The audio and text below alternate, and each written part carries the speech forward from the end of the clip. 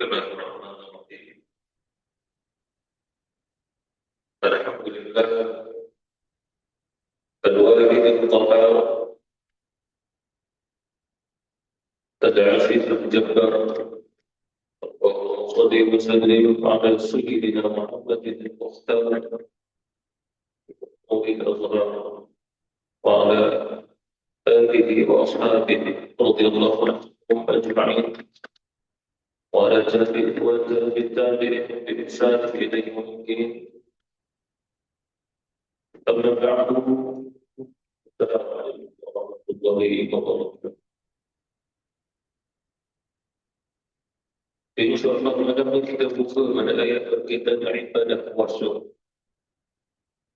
Muka surat yang ke-28, juzuk yang kedua.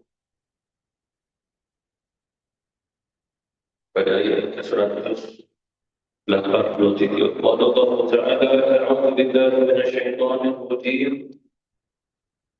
Ya ayyuhalladzina amanu kutiba 'alaikumus shiyam كما كتب على الذين من قبلكم لعلكم تتقون أياما معدودات فمن كان منكم مريضا أو على سفر فعدة من أيام أخرى وعلى الذين يطيقونه فدية طعام مسكين فمن تطوع خيرا فهو خير له وأن تصوموا خير لكم إن كنتم تعلمون صدق الله العظيم.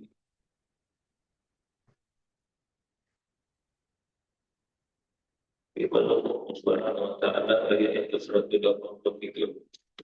Ya ayyuhalladzina amanu, wahai orang-orang beriman sekalian,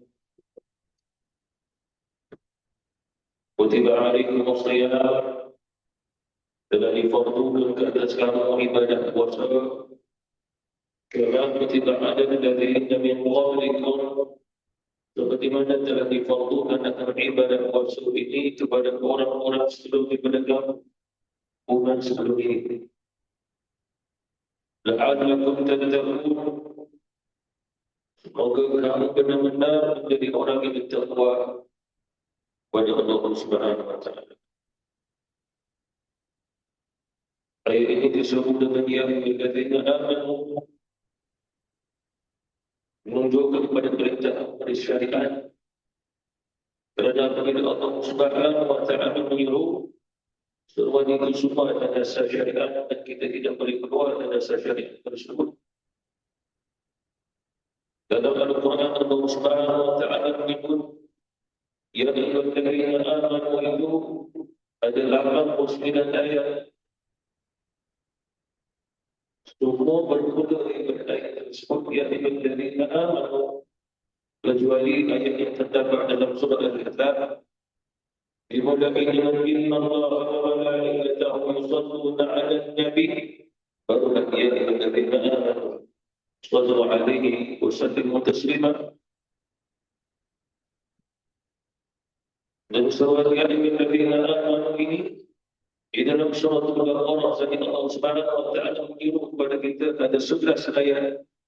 Surah ini pada ayat tentang ibadah puasa pada bulan Ramadan. Ya ayyuhalladzina amanu la taqulu ra'ina wa qulu sunna wasma'u. Ya ayyuhalladzina amanu ista'inu bis-sabri was-salah.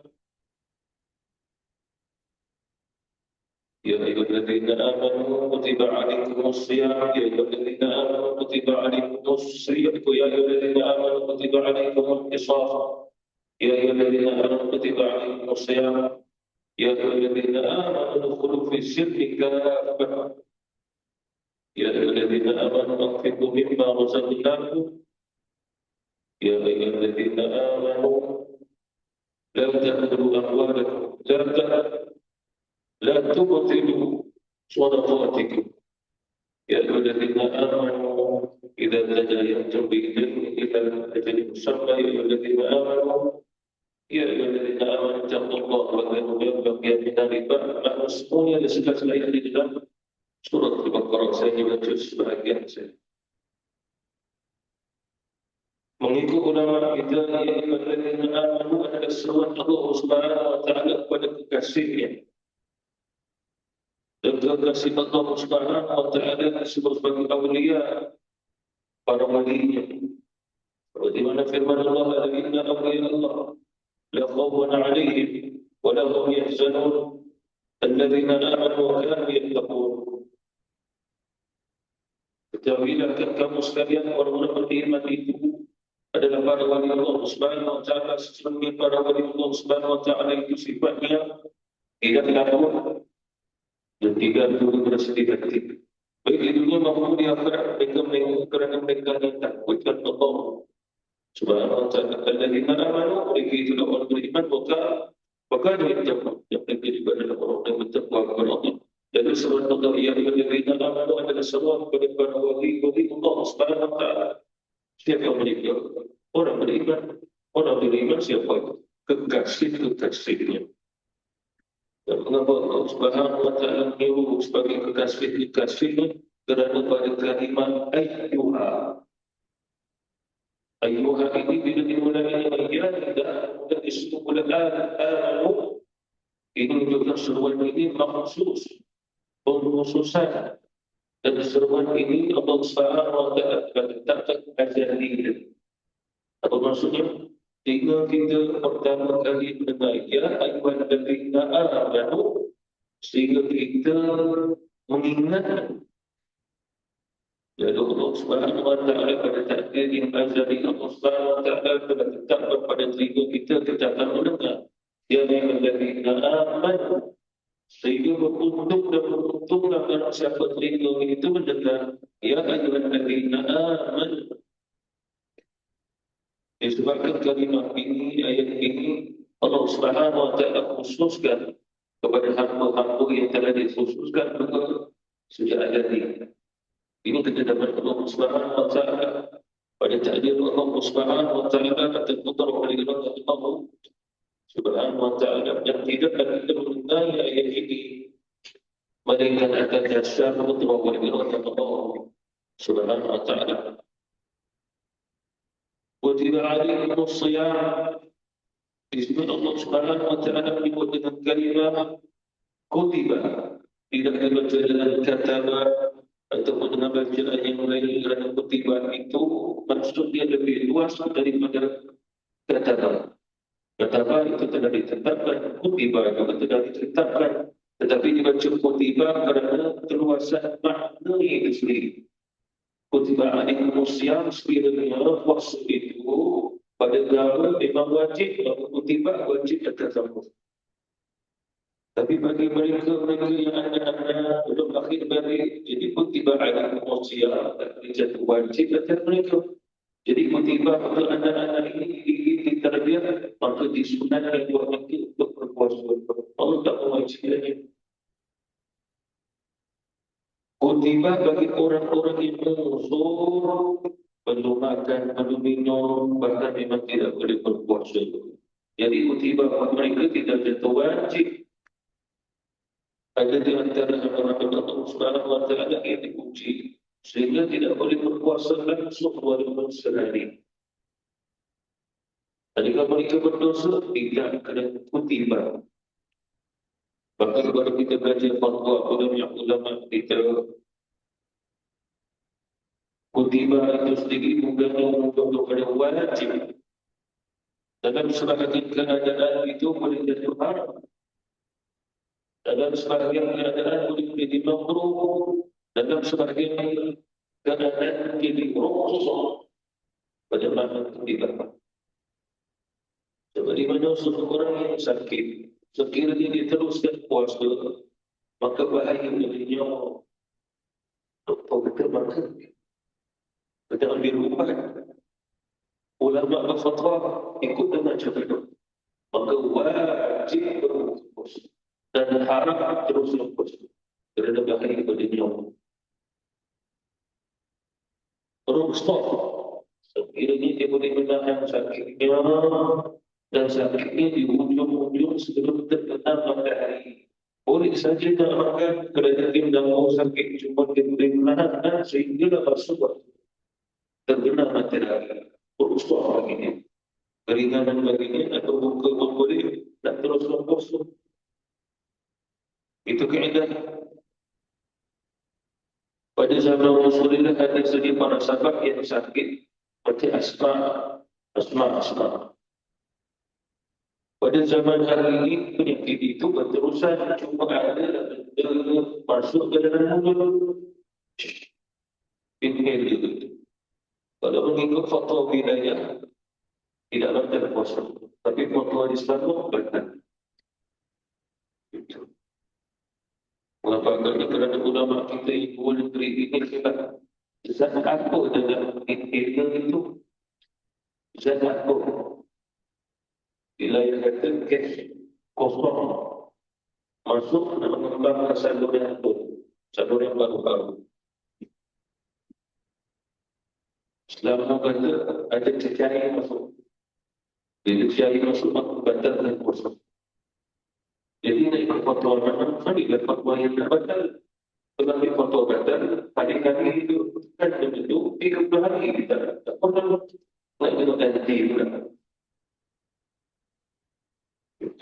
Itu bahagiannya lagi berhukum. Kembali berdiri-berdiri kutiba alaikum as-siyam. Kalimah as-siyam ini juga disebut sebagai shaum, disebabkan dasar kalimah sama atau shaum, as-siyam sama. Jadi dulu dia bahasa ketika dia menahan ataupun berhenti. Bahkan kadang orang-orang Arab mereka juga ikut as-siyamu rih, as-siyamu syams. Angin bertiup, lalu dia berhenti. Lalu dia kata angin berhenti itu sedang berpuasa. Puasa bagi angin adalah angin yang bertiup berhenti. Tapi bukan yang puasa syariah, ini bahasa. As-siyamu syams. Bila matahari dah sampai ke tegak atas kepala sebelum rinci waktu zuhur, dia dah tak pergi mana. Dia tak boleh pergi ke sebelumnya, dia tak boleh lanjut terus. Mereka sementara dia akan pandang. Kemudian boleh zawal, dia gelincir hingga zuhur. Jadi waktu itu disebut sebagai matahari berhenti sementara dan bagi jauh, dia belum dan gelincir. Kalau dia tak berhenti, turun masuk zuhur. Jadi kena berhenti dulu. Sebelum dia zuhur, lebih kurang 3-4 minit baru dia gelincir. Itu pasal dalam waktu 3-4 minit itu harap yang kita soalan kecuali tak gelincir saja. Dan kecuali ada jemaah. Itu di dalam hadis Rasulullah SAW. Itu disuruh dia umumi bahasa. Disuruh istilah yang adalah menahan daripada makan dan minum dan aku saja daripada perkara-perkara yang boleh membatalkan ini. Jadi tahan, jangan buat, jangan makan, jangan minum, jangan begitu, jangan ini kalau dia batal. Dan mesti ada niat. Dan baca ulama ini puasa zahir. Ini puasa orang-orang awam, ini puasa orang beriman. Tetapi tentang kefahaman tentang puasa, dia tahu sampai di situ saja. Puasa ahli zahir, menahan lapar, menahan jangan melakukan sesuatu boleh batal puasa. Dan berjaga-jaga agar jangan melakukan sesuatu yang makruh pada bulan puasa, walaupun tak batal. Ataupun perkara yang syak, ragu-ragu, ataupun satu perkara yang ibarat, ia mungkin niat tidak sampai batal, tapi boleh batal. Seperti mana contoh pada bulan berpuasa, dia pergi cabut gigi, dia pergi mesyuk gigi, jadi air dia pun masuk. Dia masuk, cuma dia telan. Kalau air dia saja tak apa, tapi ini bersangkutan apa? Maka terpuasa. Begitu juga orang berenang. Dia nak jaga agar tak tertelan air, tertelan ke badan sebab dia mencari. Bulan puasa dia benar, tak puasa tak mau benar. Betul.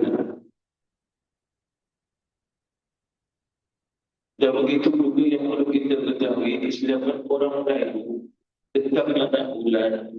Malamnya ada anak bulan, malam ni tak ada anak bulan. Mana boleh kata tak ada anak bulan? Anak bulan dah ada, cuma tak nampak. Coba di mana firman Allah Subhanahu wa ta'ala. Faman syahida minkum asy-syahra falyasum. Maka barang siapa yang telah menyaksikan di kalangan kamu akan anak bulan dia, Ramadan, maka hendaklah dia berpuasa dari waktu farman huruf fa. Bila menunjukkan huruf fa, maka anak bulan Ramadan telah ada, cuma tak nampak, bukan tidak ada. Macam mana kita puasa besok, tak puasa sebab anak bulan tidak ada lagi. Bukan tidak ada lagi, tapi tidak kelihatan. Sebab Rasulullah SAW kata satu bulan itu 10 Nabi buka macam ini, 20, 29. Tetapi kalau di antara kamu tak nampak anak bulan, maka Rasulullah jadi 20. Jadi ini menunjukkan berupa bahawa sebab macam ini pada anak bulan dah ada, cuma kita tak nampak. Kalau begitu saya teropong. Rombong awak canggih tak? Canggih. Lebih canggih tak daripada yang jawatan negeri ini. Jawatan agama negeri. Tak ada awak sikit tak boleh. Sebab dia negeri dia paling canggih sekali. Yang tak canggih dari bawah, dia percaya. Apa maksudnya? Kalau kita yang teropong, kita teropong nampak. Jawatan agama teropong lebih canggih tak nampak. Hanya kerja agama. Kita pun tak boleh puasa sedikit-sedikit. Kerana pun dia mengikut kencanggihan yang paling canggih, walaupun tidak ada teropong yang paling canggih. Kaedah itu. Sebab Rasulullah teropong, tapi pakai mata, tak pakai teropong betul. Jadi ada bulan itu ada, cuma tidak kelihatan. Seperti mana kata Rasulullah, apabila di antara kamu telah terlihat ada bulan, maka puasa. Sekiranya tidak nampak kerana mendung, terhijab dengan awal yang gelap, maka tambah satu hari lagi. Bukan tambah satu hari Ramadan, satu hari Sya'ban, habiskan 30 hari. Kenapa? Bukan tambah satu hari, itu dah kita akan puasa 30 hari dalam Ramadan. Jika puasa Ramadan 29 atau 30, itu bersandar pada anak bulan Syawal berarti. Tak ada tengah-tengah. Kalau begitu kita tengok anak bulan besok lah. Kalau tengok besok, mana kita pula kita nak puasa. Besok dah selesai hari ini, dah kita tengok. Kalau dapat malam ini, maka besok satu yang Ramadan. Kalau tak nampak, maknanya satu Ramadan kita jatuh Khamis. Kalau turun besok, maknanya tak nampak atau puasa dah seorang hari Jumaat. Kita begitu. Dia rupiah boleh hisap. Rupiah ni adalah rangka bulan. Hisap tak nampak, kita kira 30 hari. Boleh tak? Kalau kita guna hisap dalam rupiah, boleh. Tapi syarat tetap hisap 30 hari. Tak boleh guna hisap 29 hari. Kaitan itu. Boleh tak saya nak pakai siam? Siam itu puasa besok. Malaysia boleh dari Kamis, boleh tak pakai siap? Tak boleh sebab kamu dah duduk baru kat sini. Tapi kalau saya orang siap, kamu tak boleh juga. Sebab kamu di sini, sebab Allah bagaimana? Faman syahidah minkum syahra falyasum, waman syahidah. Faman syahidah adalah orang yang melihat dan dia tak lihat, tapi bersama orang lihat dalam negeri itu dengan bertakdir dengan orang dalam negeri itu. Dan contoh dekat siap belum istirahat tadi. Dia masuk sampai ke kedah sedikit. Lepas tu kita istirahat, puasa kita Khamis. Waktu tu juga siap istirahat, dia puasa besok. Jadi dia akan perlu berpegang dengan puasa dia buat siap, tak boleh di tempat yang istirahat. Di mana dia berada. Kalau macam tu dibuka puasa sejam, sebab saya orang Sarawak sedang awal. Mana tak boleh kita sama juga tak? Itu kembali ya ayyuhalladzina amanu kutiba alaykumus shiyam kama kutiba alal ladzina min qablikum la'allakum tattaqun.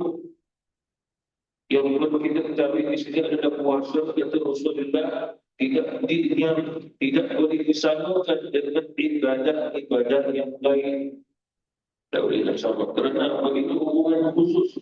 Rahsia antara Allah dengan hamba dengan Allah. Itu. Dalam Quran Allah kata, ya ayyuhallazina amanu kulu min thayyibati ma razaqnakum. Wahai orang-orang beriman, hendaklah kamu makan daripada rezeki yang baik-baik. Tapi bila puasa, Allah kata, alaikum wasiyam, jangan puasa. Sifat Allah Subhanahu wa Ta'ala tersadar dan kubur sinatu wala tidak mengantuk, tidak tidur. Allah juga tidak makan, Allah juga tidak minum. Dan Allah Subhanahu wa Ta'ala perintah kita jangan makan dan minum untuk kita, agar kita merasa sifat Tuhan. Itu yang Allah kata, semua ibadah untuk anak-anak Adam kecuali puasa. Puasa itu apa? Kita ada Rasulullah datang bersama Ya Rasulullah, bagi kau kepada aku satu amalan yang tidak disyafri di amalan yang tidak boleh disambung dengan ibadah yang lain. Kata Rasulullah, puasa. Dan tidak ada satu ibadah boleh disambungkan dengan ibadah puasa. Kerana orang yang mendapat lapar dan dahaga, dia satu rasul dan yang mengetahui Allah, yang mengetahui Allah Subhanahu wa Ta'ala. Begitu juga pahalanya banyak-banyak Allah Subhanahu wa Ta'ala. Tapi kalau kita solat berbicara diangkat derajat sehingga 27 derajat, kita baca Quran sudah buruk 10 pahala. Tetapi tentang puasa, Tuhan adalah sedikit. Aku saja yang membalas sedikit. Wahai malaikatku tidak perlu tulis aku tadi amalan tentang puasa. Kerana aku langsung akan membalas sedikit. Dan satu sifatnya yang berbalik disifat oleh Allah Subhanahu wa Ta'ala yang syarat dengan ibadah puasa. Seperti mana manusia dan kisah datang. Ada kisah sama manusia maka dibayar dengan amalan salih bagi solat dia. Pada sedekah dia, pada solat dia, bagi. Tetapi puasa tak boleh bagi. Itu Allah Ta'ala. Sehingga oleh kerana itu datang mengikut Rasulullah selamat kerana ibadat puasa. Allah Subhanahu wa Ta'ala sifat ibadat puasa itu. Jadi di dalam Allah tadi sesungguhnya orang yang berpuasa itu ada 3 golongan. Golongan yang awal menahan lapar, menahan dahaga, dan menahan melakukan perkara yang membatalkan puasa. Dan disediakan itu disepakati. Golongan khawas, golongan yang kedua bukan sekadar berpuasa pada tidak makan, tidak minum, sekian-sekian. Tetapi mereka juga berpuasa pada mata, pada lidah, pada telinga, pada anggota tubuh badan mereka. Dan mereka juga berpuasa pada jiwa dan hati mereka sehingga jangan memelihara hatinya agar tidak masuknya perkara-perkara yang masmumah, yang tercela ataupun yang tidak, yang tidak memberi manfaat pada hati. Dia jaga. Dan dia jaga daripada sesuatu yang boleh melalaikan dia. Itu. Kalau buat seorang awam, memang dia tak makan, dia tak minum, tapi dia tengok TV, dia dengar radio. 10 malam terakhir pun dia kena sampaikan salat Idul Fitri ke radio. Dia pun nak sampaikan minum, dia dengar juga. Lagu-lagu ragis dan bersama. Ini puasa orang awam. Orang awam pun tengok filem juga. Sebab boring kan. Itu puasa orang awam. Jadi orang khawas, dia tak ada, dia puasa juga. Seperti mana ada Rasulullah SAW, apabila kamu berpuasa, maka hendaklah lidah kamu turut berpuasa. Hendaklah telinga kamu turut berpuasa. Tapi bagi contoh, tapi semua itu kena puasa. Termasuklah puasa pada sir rahsia pada ruh ni. Termasuklah puasa pada jiwa yang akalnya. Itu juga perlu dia menahan daripada sesuatu yang tidak sepatutnya masuk ke dalam diri dia. Akal puasa, akal sesuatu yang tidak layak pada akal masuk pada dia. Jiwa berpuasa adalah sesuatu yang tidak layak bagi jiwa menerimanya, maka ditahan dengan masuk. Begitu juga hati. Ini khawas. Khawas ada khawas yang paling tinggi dari Allah yang kuasa ini adalah menahan seluruhnya, bukan sekadar makan dan minum, bukan sekadar itu ini, bukan sekadar jaga hatinya, jaga jiwanya, bahkan mereka meninggalkan semua kecuali Allah dan sentiasa memelihara hatinya dengan hubungan muraqabah, musyahadah dan ihsan. Sebab Nabi mengajar kita Islam, iman, ihsan. An ta'budallaha ka'annaka tarahu. Kamu beribadah seolah-olah kamu melihat Allah. Sekiranya tidak, Allah melihat kamu. Fa'innahu yaraka. Lalu dijaga hatinya sedang menasihati Allah, melihatnya, mengawasinya, mengetahui keadaannya, dan tidak sentiasa bermunajat dengannya, berhubung dengannya, kita Allah Subhanahu wa ta'ala. Jadi dijaga dirinya agar tidak terputus terleka dengan hubungan muraqabah musyahadah, sehingga hatinya sentiasa bukanlah berbicara dengan Allah Subhanahu wa ta'ala, mulazimah secara benar-benar dengan Allah Subhanahu wa ta'ala, menghubungkan diri yang jiwanya dengan asmaul husna Allah Subhanahu wa ta'ala. Itu kawasan Allah. Cuma kita tidak tahu orang kami ada terdapat makam khawas. Zaman dulu mungkin dia tak ada radio, tak ada berita terkebal, tak ada parlimen, tak ada berita harian, tak ada TV3. Hari ini boleh. Nak masuk yang khawas pun susah. Dan jaga setiap hari, puasa, jaga hati, jaga telinga, jaga mata, balik rumah, ini terpampang, 50 ringgit, buka-buka. Jadi forward pada bahaya dan mulai pasang dan gaya siap hidup, siap ini, dia sini, dia situ. Jadi forward itu mana? Boleh kita tidak nak praktik kerja itu. Kecuali kalau disuruh orang suruh dekat madrasah untuk beri. Tak perlu suruh mana ada di TV, mana di radio. Bagaimana dengan kalam Allah Subhanahu wa ta'ala.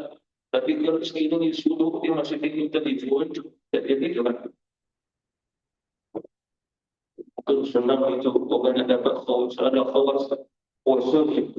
Sebab apa kesan yang Madinah makrifat seseorang dalam berpuasa.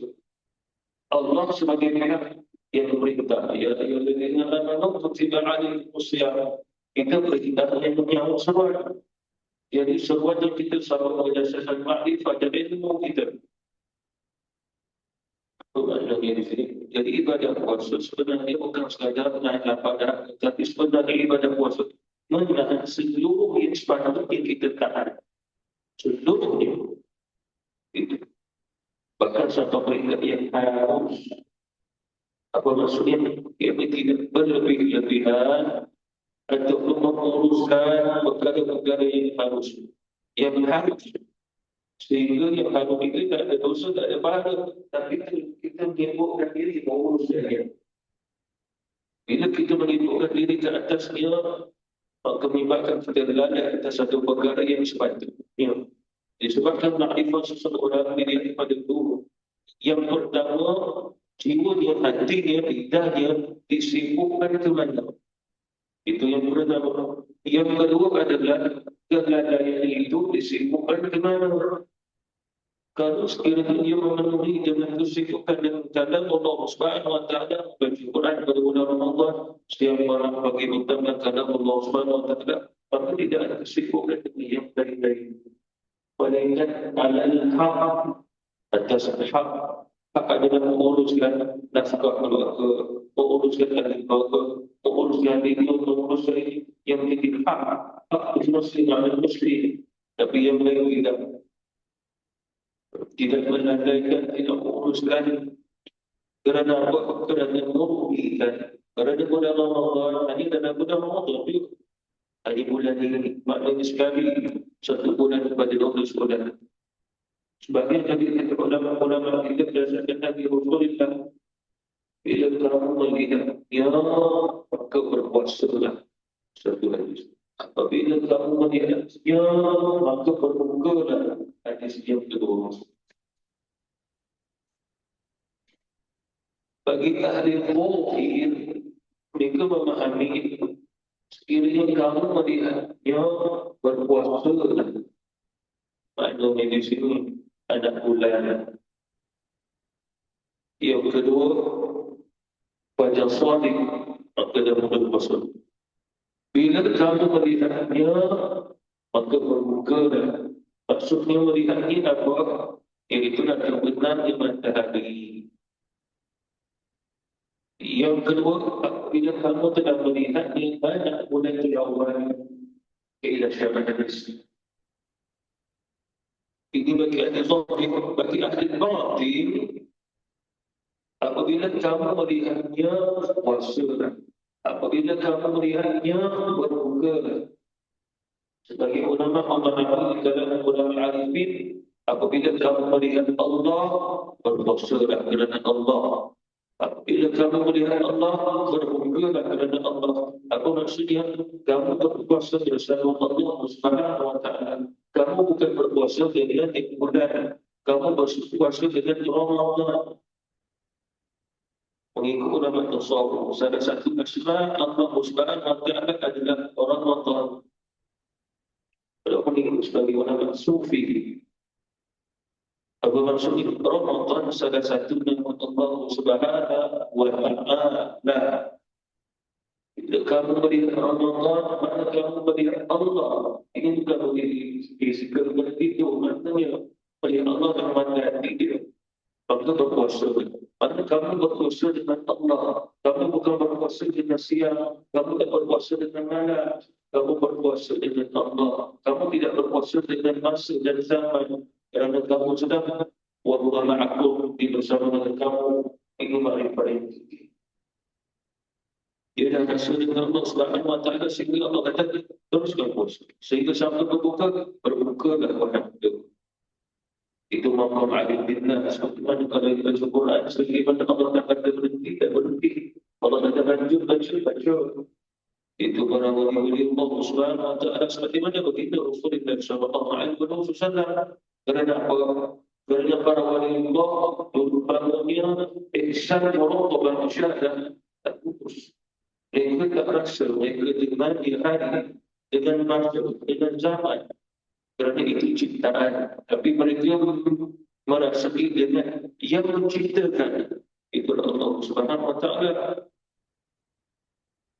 Sebagai kata ulama yang difahami Ramadan adalah sebagai pada potongan Asmaul Husna Allah Subhanahu wa taala. Syahrul Ramadan pada bulan Ramadan adalah roh, bulan yang ridha, bulan yang rahmat, huruf mim, bulan yang maghfirah. Digabungkan dengan setiap daripada huruf-huruf di ijazah Ramadan. Hari Zuhri Ramadan ini bulan hari pertama, hari kedua, hari 10 hari pertama, 10 hari kedua, 10 hari ketiga. Bahkan orang awam luar biasa itu sebab itu yang pertama anak bulan belum nampak lagi kita tahu puasa kita puasa habis. Anak bulan belum tengok, lepas tu gaya kita gaya musuh pada anak bulan belum tengok lagi. Itu ilmu orang awam, bukan ilmu orang alim. Orang alim dia kena tengok anak bulan dulu. Orang tak alim dia boleh tahu bagi kita puasa kita. Itu pasal dia tak ada buat persiapan. Cuba kalau dia buat persiapan, masjid kita malam ni dah penuh dah. Tapi dia dah yakin puasa dah di sini. Jadi malam ni duduk tempat duduk kat rumah. Logik. Cuba tengok dia suruh. Apa ni? Bukan kereta susah nak pakai, seliput pun susah. Yang ini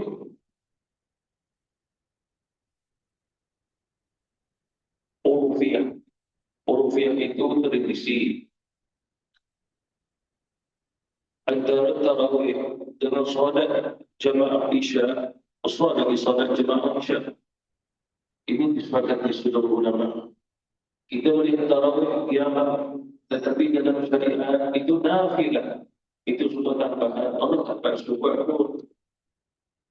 Cuma Allah nak adalah solat fardu itu dia. Solatnya sunat tak kisah aku nama pun itu kamu punya nafilah tambahan. Apa kewajibannya untuk kamu? Ya, aku mewajibkan solat fardu Isya. Jadi Isya itu lebih dilihat daripada solat tarawih. Sebab solat tarawih ini adalah solat yang dimana pada zaman Nabi, zaman sahabat diisi sebagai tanda dan syukur kepada Allah. Ini yang diterima oleh Allah. Qalilun min ibadi syakur. Hanya sedikit sangat di kalangan hamba-hamba yang bersyukur, makna memahami makna syukur.